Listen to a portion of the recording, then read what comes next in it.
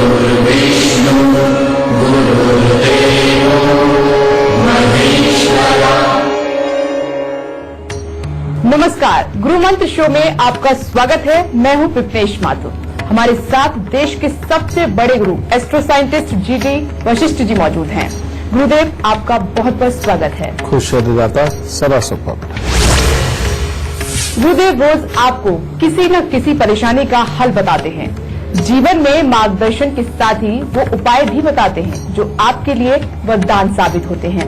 लेकिन क्या आप जानते हैं ये उपाय काम कैसे करते हैं? इन उपायों के पीछे क्या विज्ञान है?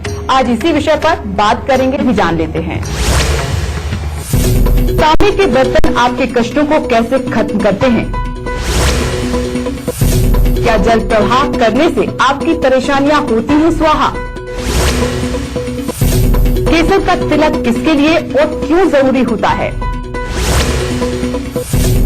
दिव्यांगों और कन्याओं को भोजन कराने से क्या लाभ होते हैं? और शो की शुरुआत करने से पहले आपको याद दिला दें, फेसबुक पर गुरु मंत्र पेज को लाइक कीजिए और गुरुदेव से सीधा अपने सवाल कीजिए।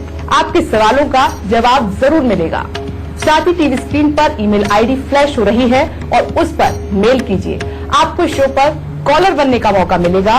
और अगर आप गुरुदेव से संपर्क करना चाहते हैं तो स्क्रीन पर फ्लैश हो रहे नंबर पर फोन कीजिए। इससे ज्यादा तरीके आपको और कहां मिलेंगे? गुरुदेव, पहला कॉलर लें। इससे पहले आपसे जानना चाहेंगे मेष, वृषभ और मिथुन राशि वालों का आज का दिन का हाल कैसा रहेगा? तो आज सबसे पहले स्टार्ट करते हैं मेष राशि से। आपको परिवार का सुख उत्तम प्राप्त होगा। भाग्य से आपको अच्छा सहयोग भी मिलेगा, परंतु घर परिवार में किसी को स्वास्थ्य संबंधी दिक्कत आ सकती है और धन का आज बहुत सोच समझ के प्रयोग करेंगे तो दिन उत्तम होगा।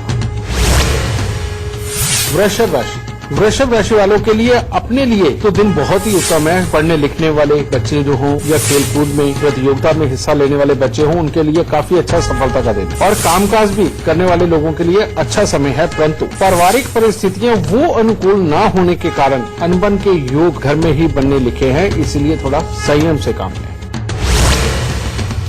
मिथुन राशि वालों के लिए हर तरह से दिन उत्तम रहेगा। कोई शुभ समाचार की प्राप्ति भी हो सकती है। मित्रों के साथ अच्छा समय व्यतीत होगा। पारिवारिक जिम्मेवारियों को भी आप बहुत ही अच्छी तरह से निभाएंगे आज, परंतु स्वास्थ्य का थोड़ा ख्याल रखिएगा।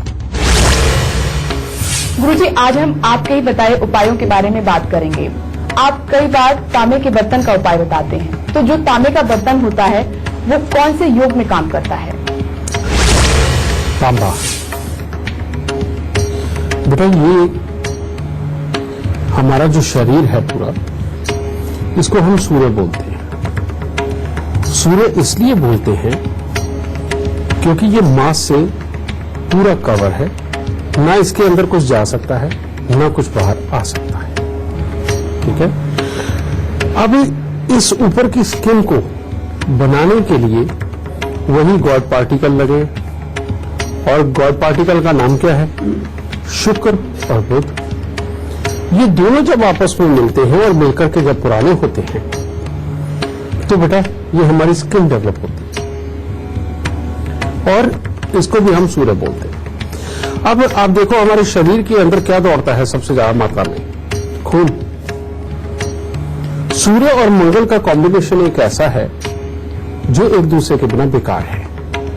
और आप जानते हैं कि जिस भी इंसान के शरीर के अंदर हीमोग्लोबिन कम होता है, उसके अंदर काम करने की क्षमताएं अपने आप कम हो जाती है।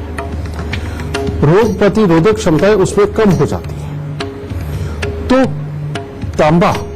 तांबा धातु जो है वो इम्यूनिटी को बढ़ाने वाला लिखा है।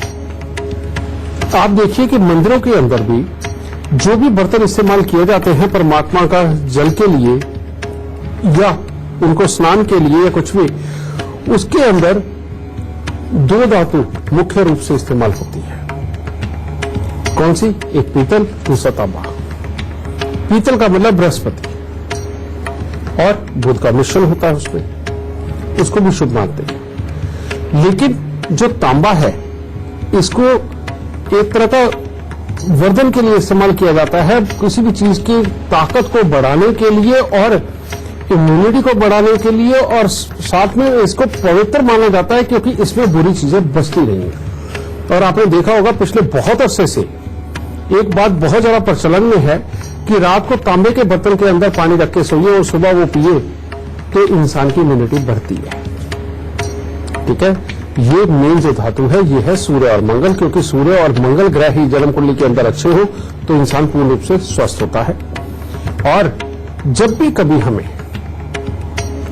इस सूर्य मंगल को, इसकी बड़ी हुई हमारी ऑरा मंडल के अंदर एनर्जी को निकालना होता है, जब यही हमारे दुश्मन बन जाते हैं, हमें गुस्सा चढ़ाते हैं, हमें बीमार करते हैं या हमें कुछ समझ नहीं आने देते या किसी और रूप में खराबी लिए बैठे होते हैं, तो हमें सूर्य और मंगल को कमजोर करना होता है।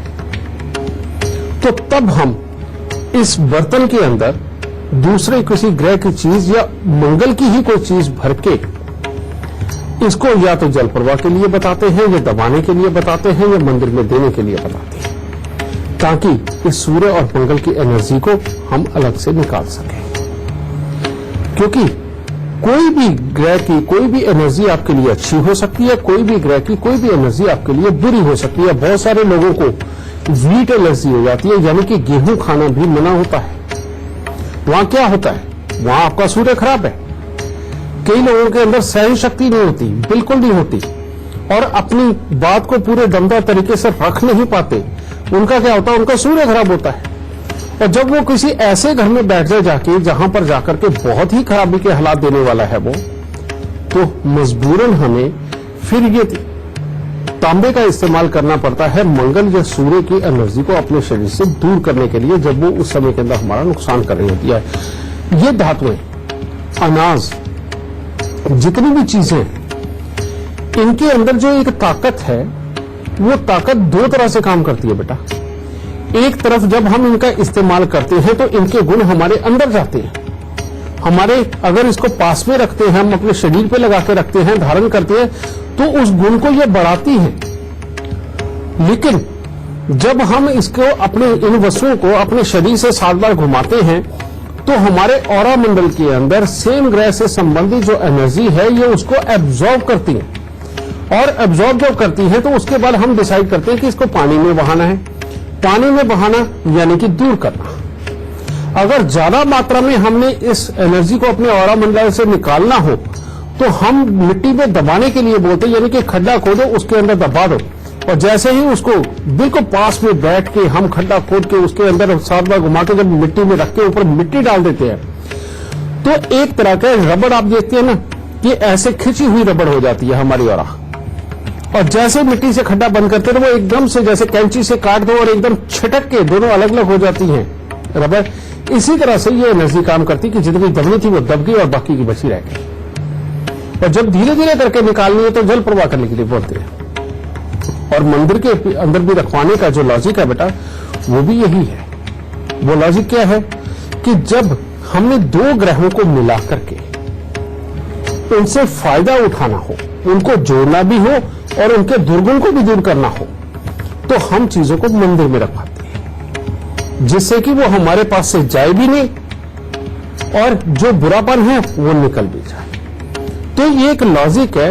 इस लॉजिक के आधार पर ही आप सबको उपाय बताते हैं। और ये तांबे की जो धातु है ये मंगल और सूर्य दोनों की कारक होती है।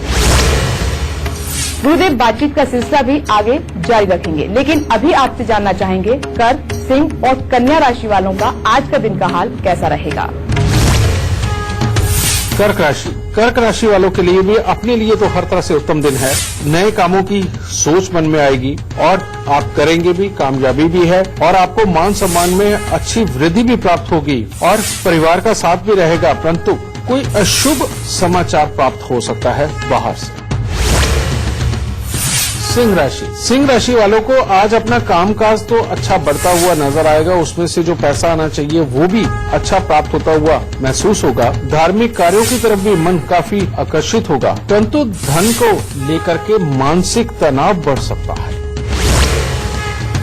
कन्या राशि वालों के लिए आज का दिन कोई खास उत्तम नहीं है। परिवार के लोगों के साथ तो समय अच्छा व्यतीत होगा, परंतु आपके ऊपर किसी प्रकार का आरोप लग सकता है। आपको स्वास्थ्य के प्रति भी विशेष सावधानी रखने की आज के दिन आवश्यकता है। गुरुदेव, मेरा अगला सवाल ये है कि कई बार कई चीजों के लिए आप जल प्रवाह के बारे में उपाय बताते हैं, तो इसके पीछे आपसे जानना चाहेंगे कि ज्योतिष विज्ञान क्या है इसके पीछे? इसके पीछे जो सबसे बड़ा ज्योतिष विज्ञान है, मैं वैसे अभी आपको बता के हटाऊं, लेकिन फिर भी अब इसको खुलासा करके बताऊं। आपने पहले फिल्में देखी होंगी कि जो फिल्में पहाड़ी के ऊपर शूट होती थी, जहां बर्फ ही बर्फ होती है, जब कैमरा उनको शूट कर रहा होता तो आप देखते हैं कि एक बॉडी के आसपास एक रेनबो बन जाता है। वो जो रेनबो आसमान में भी बनता है और बॉडी के आसपास में भी बर्फ वाले स्थानों पर बनता है, क्योंकि जो ठंडे प्रदेश है जहां बहुत ज्यादा सर्दी है, यहां पर हमारी जो एनर्जी है, ये जो ऑरा मंडल की एनर्जी है, ये जम जाती है और दिखती भी है। इसका एक और तर्क देता हूं आपको। आप कभी सर्दियों में गार्डन में बैठिए, गार्डन में बैठ के अगर कोई अमरूद का पेड़ लगा हुआ है तो, नहीं तो कोई पीपल का पेड़ है तो, आप उससे थोड़ी दूरी पे बैठिए। जब वो पेड़ धूप में होगा और सर्दियों का वक्त हो, सुबह सुबह का वक्त हो, जब पूरी सर्दी पड़ के हटी है, आप देखेंगे उसमें से ना कुछ व्हाइट कलर के छल्ले आपको ऊपर उड़ के जाते हुए नजर आएंगे। वो है ऑक्सीजन, जमी हुई ऑक्सीजन, और बिल्कुल फ्रेश ऑक्सीजन जो पेड़ अभी निकाल ही रहा है। अगर आप वो लेते हैं तो आपकी वाकई में ऑक्सीजन की कमी की पूर्ति होती है, इसीलिए आप हिल स्टेशन पे जाते हैं। ये चीज इसी तरह से बेटा, हमारे ऑरा मंडल के अंदर हर ग्रह से संबंधित एनर्जी ने एक गोल चक्र बनाया हुआ है। जितने ग्रह हैं, यानी कि सूर्य, चंद्र, मंगल, बुध, बृहस्पति, शुक्र, शनि, इन्होंने एक चक्र बनाया और हर किसी का अपना अपना अलग कलर है। यानी कि लाल से मिलते हुए मंगल और सूर्य है, बुध हरा है, चंद्रमा सफेद है और बृहस्पति पीला है, शुक्र थोड़ा सा ग्रेश कलर का है और शनि लगभग काले और नीले रंग में मिला हुआ। तो आप देखोगे रेनबो के अंदर भी तो यही कलर है, यानी कि सातों ग्रह का चक्र यही डिसाइड करता है।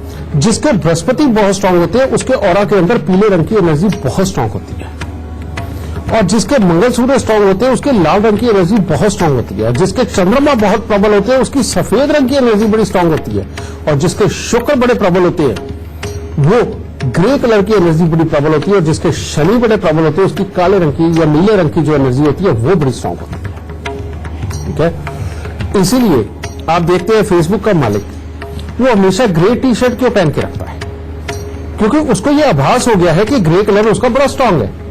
और शायद यही कारण है कि इतनी जल्दी इतने ज्यादा पैसा और इतनी बड़ी सोच वो उसके दिमाग में अपने आप आई, क्योंकि शुक्र जिसका अच्छा होता है, शुक्र से ज्यादा पैसा देने वाला और कोई ग्रह नहीं। हाँ है, राज करने की ताकत सूर्य मंगल दे देते हैं, तो जो बहुत अच्छे तरीके से राज करते हैं और लोगों के ऊपर काबू करके करते हैं, बेटा उनको जो ताकत देता है वो सूर्य मंगल देते हैं।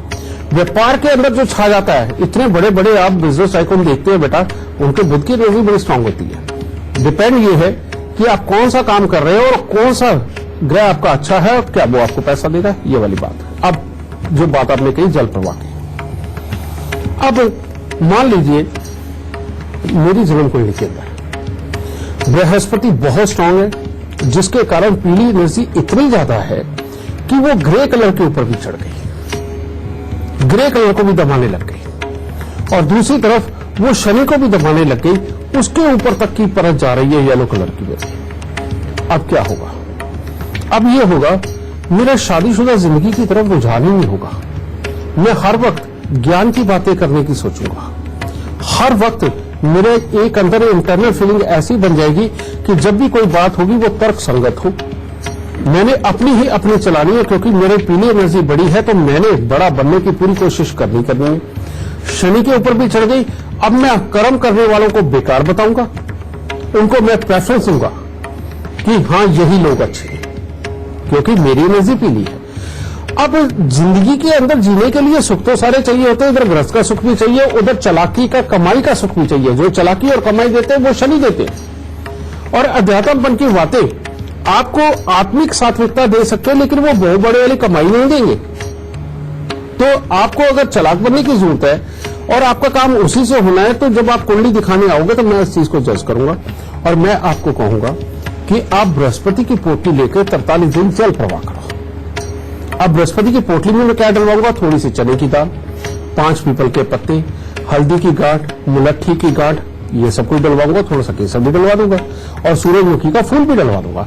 ये सारी चीजें बृहस्पति की हैं। उनको पीले सूती कपड़े में पहनाऊंगा। सूती कपड़े में क्यों डलवाऊंगा?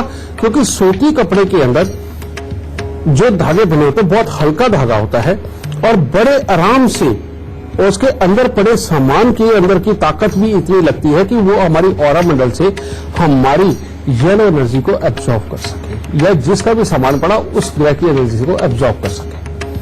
तो उस पोटली को बनाकर जब आप जो येलो एनर्जी है ज्यादा, उसको वो एब्जॉर्ब करेगा और जब उसे आप पानी में बहाओगे तो उस वक्त में वो बड़े आराम से ऐसे बह के जाने लगेगी और एक लेयर सी लंबी सी रबड़ बन जाएगी आपकी ऑरा की। तो वो जहां तक जा सकती है उधर से वो गया, इधर से आप पीठ मर के जोड़े, अब जितनी मैक्सिमम हो सके वो चलेगी। ठीक है।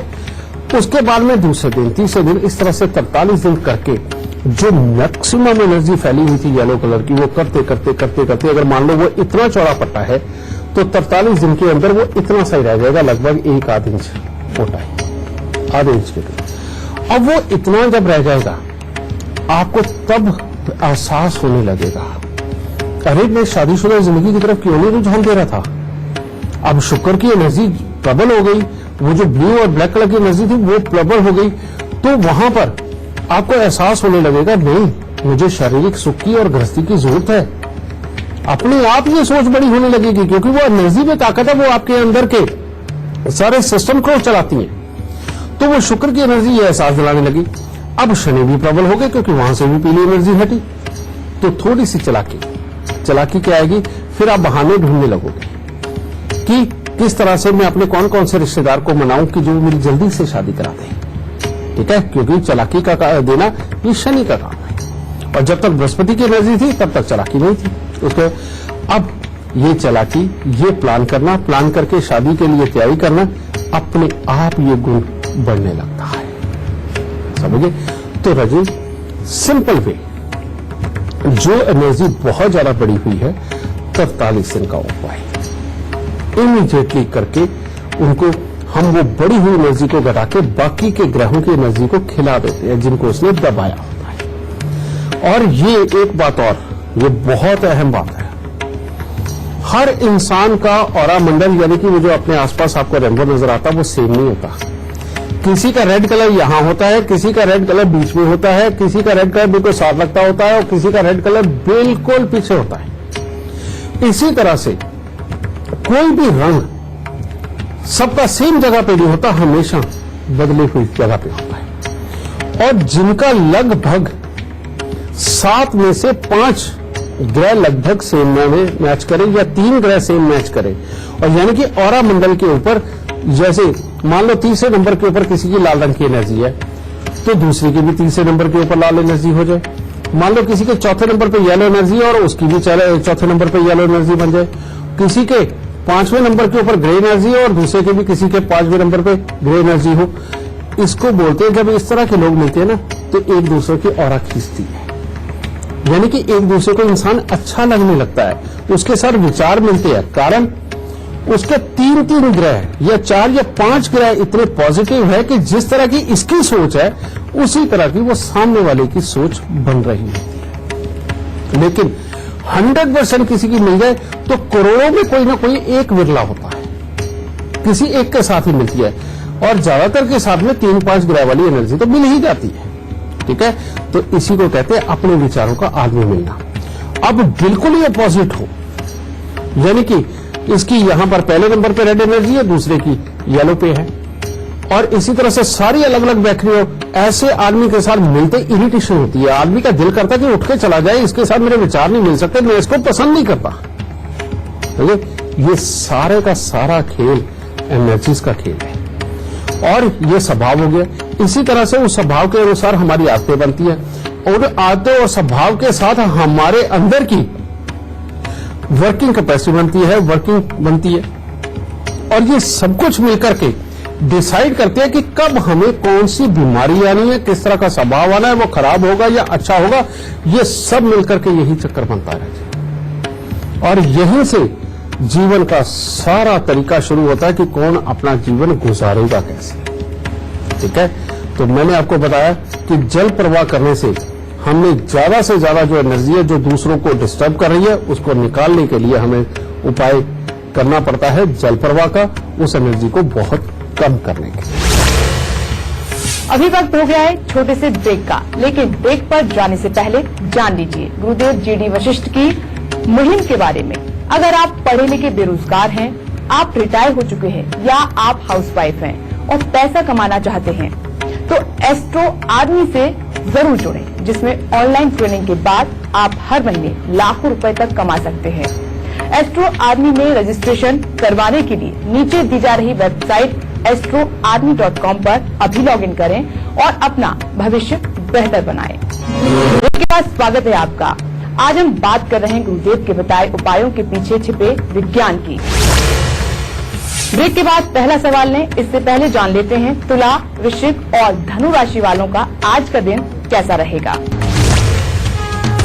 तुला राशि वालों के लिए खट्टा मीठा दिन। जो लोग बिल्कुल सीरियसली आज के दिन कोई पढ़ाई लिखाई में या प्रतियोगिता में जाना चाहते हैं उनके लिए अच्छा दिन नहीं है और कामकाज में मन नहीं लगेगा। परंतु अगर आज आप मौज मस्ती में रहना चाहते हैं तो उसमें परिवार का अच्छा सुख और सहयोग भी मिलेगा और शरीर में भी स्फूर्ति बनी रहेगी।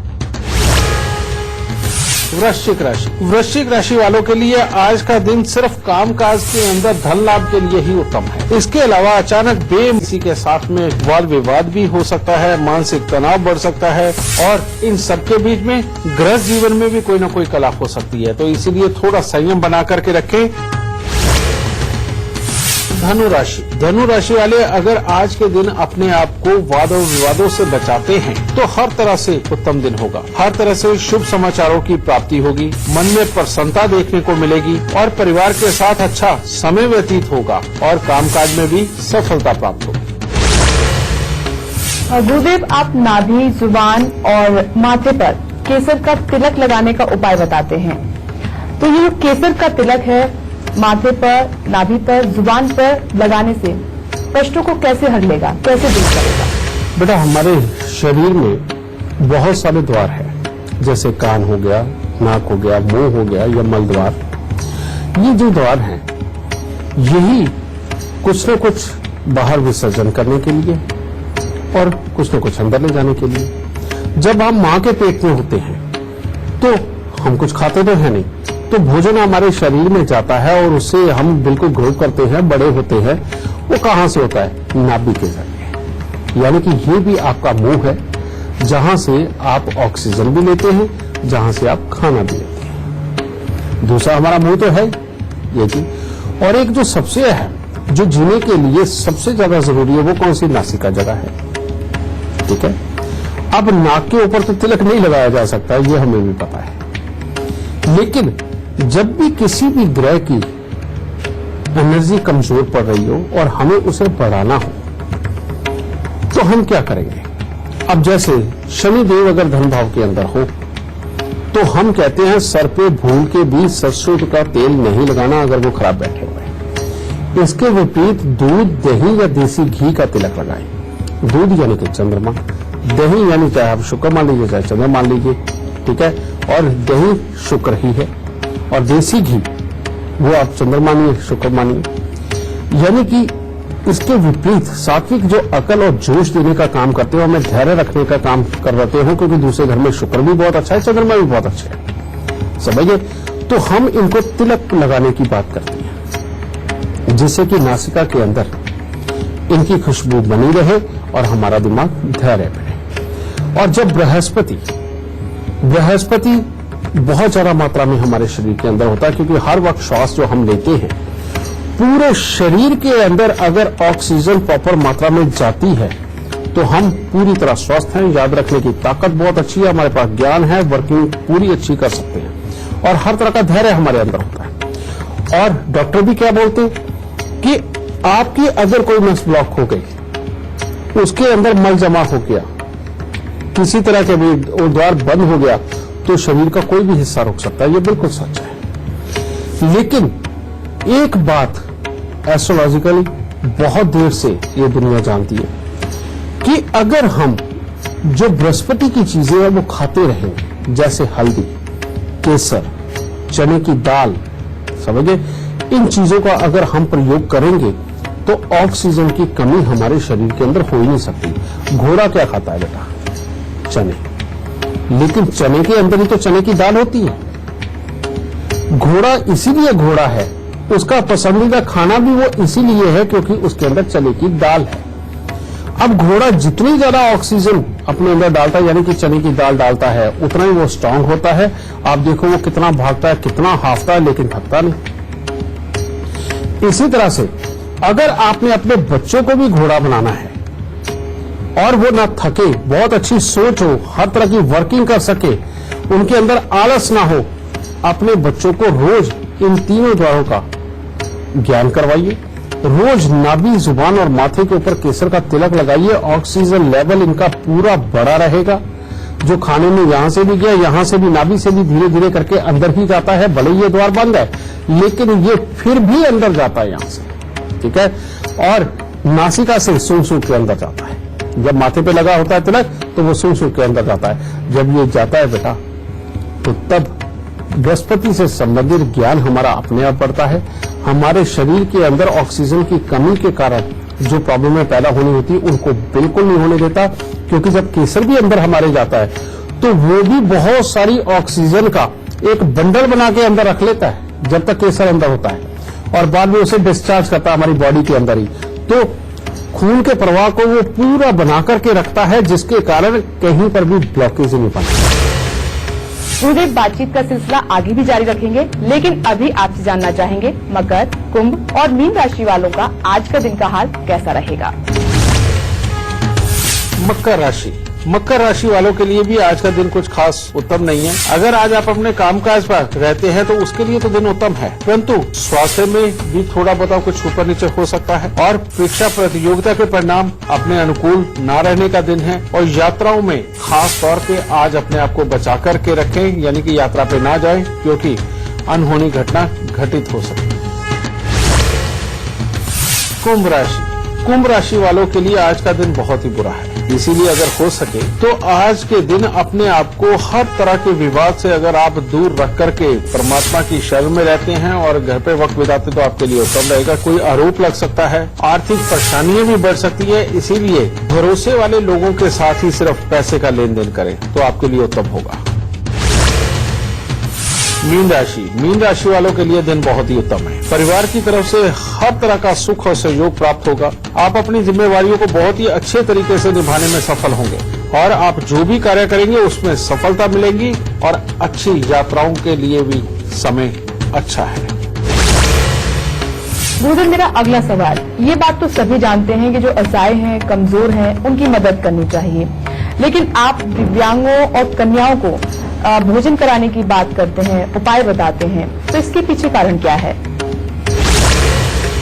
बेटा आप देखिए कि जहां जिस तरह का कोई इंसान रहता है उसके घर से वैसी ही खुशबू आती है। अगर आप किसी पंडित जी के घर पे चले जाए तो वहां आपको हींग की, देसी घी की खुशबू आप मिलेगी। वहां का आपका मूड अलग पड़ जाएगा। आप किसी बहुत ही बड़े बिजनेसमैन के घर पे चले जाइए, आपको वहां पर अलग अलग तरह के परफ्यूम की खुशबू आ रही होगी। वहां आपका माहौल और मूड दूसरा ही बन जाएगा। आप कहीं पर भी ऐसे किसी जगह पे चले जाइए जहां चमड़े का काम हो रहा है, वहां उस तरह की स्मेल आ रही होगी और वहां मूड उस तरह का होगा। ठीक इसी तरह से बेटा ये एनर्जी चक्र हो जाता है। जिस प्रकार के लोग जहां रहते हैं, जिस प्रकार के जीव जंतु जहां पे रहते हैं, वहां पर उसकी खास तौर पे एनर्जी होती है। हम जब दृष्टिहीन दिव्यांग को खाना खिलाने की बात करते हैं और ये साथ में कहते हैं कि 10 यानी कि जहां पर उनकी भरपूर मात्रा, जो दृष्टिहीन दिव्यांग होते हैं उनके अंदर एहसास की ताकत बहुत ज्यादा कुदरती तौर पे डेवलप हो जाती है। जो काम हम रोशनी में देख के भी चूक जाते हैं, कर नहीं पाते, वो उन कामों को, उन एहसासों को एहसास से ही कर लेते हैं। ये कुदरत ने एक अलग और विलक्षण उनके अंदर ताकत दी होती है बेटा, या ये कह लो कि समय के अनुसार उन्होंने अपने आप को डेवलप कर लिया। वैसे अब उनके अंदर की ये वाली जो ताकत है, जो एहसास वाली है, जो स्ट्रिक्टली डिसीजन लेने वाली ताकत है, ये सिर्फ और सिर्फ दृष्टिहीन दिव्यांगों में ही होती है। जो लोग कॉन्फिडेंस के कमजोर हो जाते हैं, जो लोग डबल माइंडेड हो जाते हैं, जो लोग एक जगह पे पहुंच के डिसीजन नहीं ले पाते और उसकी वजह से बहुत सारी अपॉर्चुनिटियां उनके हाथ से निकल जाती हैं, इन लोगों को हम खास तौर पे दृष्टिहीन दिव्यांगों को खाना खिलाने के लिए बोलते हैं। बेटा, ये उनको खाना खिलाने का बिल्कुल पर्पस नहीं। पर्पस है कि उनकी झोली में, उनके शरीर में, उनके आसपास में, उनके ऑरा में जो एक स्पेशल ताकत डेवलप हुई है, उसको आपको लाने को कहा जाता है। आप वहां खाना खिलाने के बहाने जाते हो और उनसे वो ताकत लेके आते हो, उनको तो बेचारों को पता भी नहीं, और उनके अंदर से ये रोज इतनी निकल रही होती है कि उनको कोई कमी नहीं पड़ती। जैसे आप नदी में नहा लीजिए, आपके नदी में नहाने से आपका तन गीला होगा कि अब नदी का पानी कम हो जाएगा? नहीं हो सकता। ठीक इसी तरह से जब दृष्टिहीन दिव्यांग व्यक्तियों को खाना खिलाने के बहाने आप उनकी वो पॉजिटिव एनर्जी लेके आते हैं तो उनको कोई फर्क नहीं पड़ता, लेकिन आप मालोमाल हो जाते हैं और आपके काम हो जाते हैं सब। ये है तरीका दृष्टिहीन दिव्यांग व्यक्तियों का। इसी तरह से कंजकों का, जब कंजक यानी कि छोटी सी बच्ची जब बड़ी हो रही होती है, उसके शरीर के अंदर हर ग्रह की एनर्जी बड़ी तेजी से बढ़ रही होती है, क्योंकि उसको उस पड़ाव तक पहुंचना है जहां पर जाकर के वो मां बनने के काबिल बन जाए। और कुदरत जब बच्ची को बड़ा कर रही होती है तो एक बहुत ही तेज घटना चक्र उसके शरीर के आसपास चला रही होती है, उसके अंदर चला रही होती है, उसके बाहर के ऑरा में बड़ी जबरदस्त किस्म की हलचल होती है और हर एनर्जी बड़ी प्रबल होती है। और हर एनर्जी जब बड़ी प्रबल होती है और बिल्कुल फ्रेश होती है, तो जब हम कन्या पूजन के लिए बोलते हैं, खास तौर पे किन लोगों को बोलते हैं? उन लोगों को बोलते हैं जिनका मानसिक चक्र किसी न किसी तरह से डिस्टर्ब हो रहा हो, जो लोग एक सही डिसीजन लेने के काबिल नहीं रहते और बार बार डिसीजन तक पहुंच के गलत डिसीजन ले जाते हैं, समझे? उन लोगों को खास तौर पे हम कन्या पूजन के लिए बोलते हैं। इसीलिए जो बिजनेसमैन लोग हैं वो ज्यादातर कन्याओं को पूजन करते हैं, और वो कन्या पूजन करके जब उनके पांव हाथ लगाते हैं तो वो बच्चों के शरीर से जो निकल रही बिल्कुल तगड़े वाली एनर्जी है, बहुत ही प्योर है, वो जब आपके ऑरा मंडल में समाती है तो आपका 5-6 महीने का कोटा पूरा हो जाता है, और उसके चलते हुए आप बिल्कुल एक नई सोच के साथ फ्रेश डिसीजन लेकर के अपने जीवन चक्र को आगे बढ़ाते हैं। तो अब शो खत्म होने वाला है, लेकिन पहले हमेशा की तरह गुरुदेव से जान लेते हैं आज का गुरु मंत्र। तो गुरुदेव, आज हमारे दर्शकों के लिए क्या है खास गुरु मंत्र?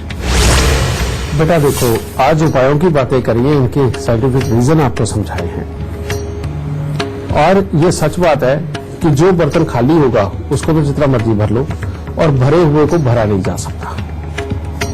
ये बात सत्य है, और इसीलिए जो मानने वाले हैं वो बहुत जल्दी मान जाएंगे, क्योंकि तर्क मानने वाले दुनिया में हैं, वो लेते हैं, और जो नहीं मानने वाले वो हर चीज में कमी निकाल देते हैं। तो मैं आज आपको गुरु मंत्र भी इसी के ऊपर दूंगा, और वो क्या है?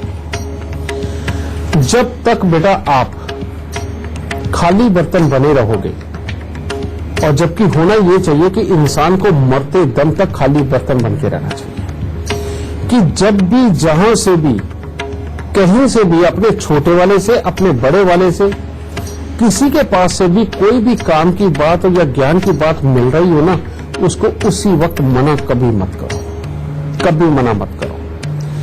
आप उस चीज को अपने पास रखो और जीवन में एक बार या 2 बार उसको आजमा के जरूर देखो, उसको मान के जरूर देखो। और कई बार हमें जो चीज नहीं समझ आती, लेकिन वो उतना ही बड़ा सत्य होता है, ठीक है? और ये जब आप करते चले जाओगे और हमेशा खाली बर्तन बने रहोगे, तो बेटा हो सकता है आपका वो नौकर जो आपके यहां सबसे कम तनख्वाह ले रहा है, वो भी आपको कुछ ना कुछ सिखाते चला जाए। और सीखते रहने का नाम मां सरस्वती बनता है, और सीख के अप्लाई करने का नाम मां काली बनता है। तो यानी कि सीखना यानी कि मां सरस्वती, अप्लाई करना यानी कि मां काली, और इन दोनों का कॉम्बिनेशन मां लक्ष्मी को जन्म देता है। यानी कि जब आपका एग्जीक्यूशन हो जाता है और उससे जो फल निकलता है ना, अगर वो बहुत ही अच्छा है, आपको लाभ मिल रहा है, तो लक्ष्मी वही तो होता है।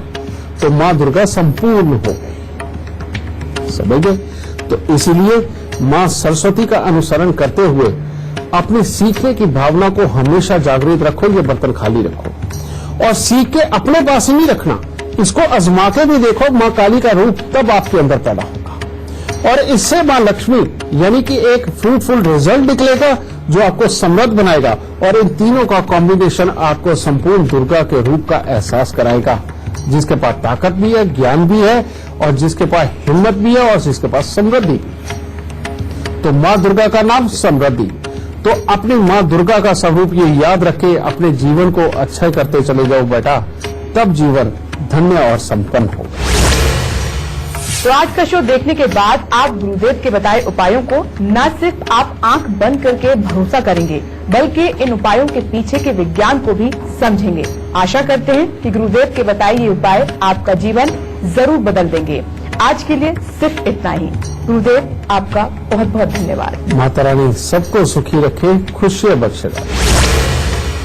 आशा करते हैं गुरुदेव ने जो उपाय आपको बताए हैं, आप उनका पालन करेंगे, आपकी किस्मत के सितारे जरूर चमकेंगे। तो आज के लिए मुझे दीजिए इजाजत। नमस्कार।